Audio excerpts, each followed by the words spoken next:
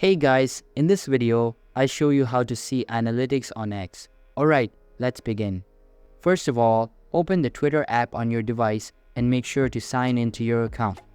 Now you have to convert your account to a professional account, so simply click on Edit Profile.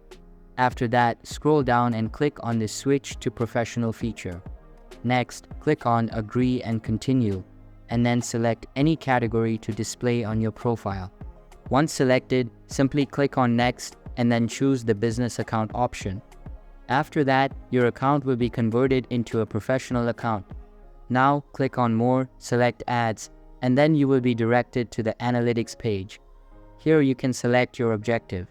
After that, click on Analytics, and then click Account Home to view your analytics. So that's basically how you can see analytics on X. And that's it for this video. If you find this helpful, consider subscribing and giving this a big thumbs up. Thanks.